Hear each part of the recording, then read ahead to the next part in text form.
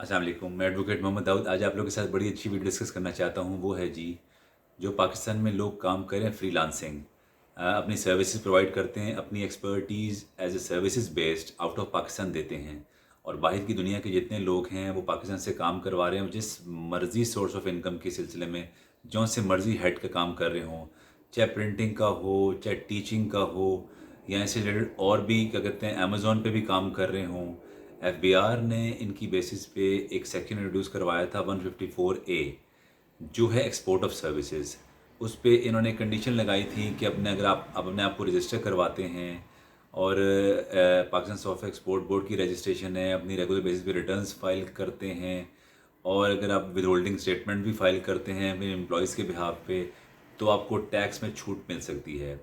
इस सेक्शन के तहत ये कंडीशन लगाई गई थी कि जो रजिस्टर्ड लोग हैं, at time of release of amount उस पर 1% विद होल्डिंग टैक्स चार्ज होना था।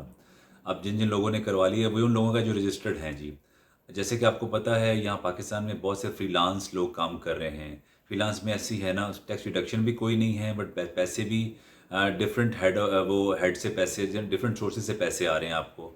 चाहे प्योनियर से आ रहे हों, चाहे आप आफ्ताब करेंसी से ले रहे हों, या आपको जितने भी और सोर्सेज हैं जितने पाकिस्तान में हैं, वेस्टर्न यूनियन वाले हैं, इनसे पैसे जिस चीज़ को जैसे भी आते हैं उसका सोर्स बनाया है, पर इस पर टैक्स वगैरह चार्ज नहीं होता।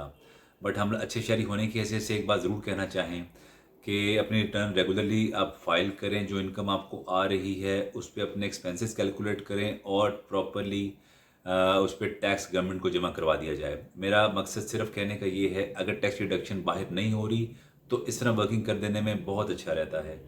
अगर आप रजिस्टर्ड हो जाएं तो वो तो सबसे अच्छी बात है कि आप रजिस्टर्ड हो जाते हैं, अपने और बेनिफिट भी लेते रहेंगे, गवर्नमेंट के साथ भी इंगेज रहेंगे। इस तरह फ्रीलांस के सिलसिले में नॉन रजिस्टर्ड लोगों के लिए इस तरह ही है, अपना नॉर्मल रेट ऑफ टैक्स की इनकम होगी, नॉर्मल वर्किंग करेंगे, अपने आप को रजिस्टर करवाएंगे, तब मामला चलेंगे।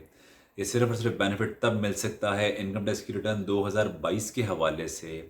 अब उन्होंने किया ये है कि आप इस तरीके से कर लें, अगर आप रजिस्टर्ड डेफिनेटली हो चुके हुए हैं तो जिन जिन के पैसे इस तरह आ रहे हैं वो स्टेट में 1% टैक्स डिडक्ट होता है, आप उसको रिटर्न में ऐड करें, आपको फर्दर टैक्स वगैरह हाथ से पे करने की ज़रूरत भी कोई नहीं है।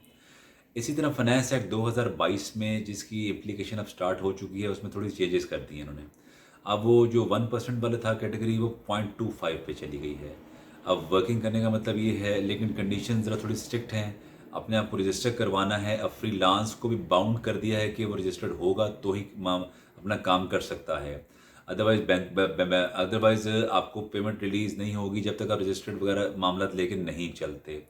रजिस्टर हो जाने का मतलब ये है, आपके पास लाइसेंस होना चाहिए पाकिस्तान सॉफ्टवेयर एक्सपोर्ट बोर्ड का, आपके पास एफबीआर का लाइसेंस होना चाहिए, आपके पास आपका एंटीन नंबर होना चाहिए, तो ही आप बिज़नेस कर सकते हैं। फ्रीलांस के लिए भी कंडीशन थोड़ी स्ट्रिक्ट हो गई हैं, बट ये नहीं है कि काम चल नहीं सकता, काम चलेगा ज़रूर।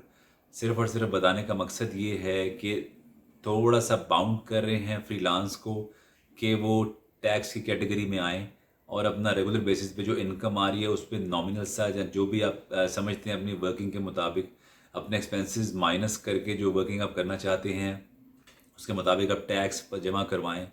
अच्छे शहरी होने की हैसियत से ये ज़िम्मेदारी पूरी करना बहुत ज़रूरी है। शुक्रिया।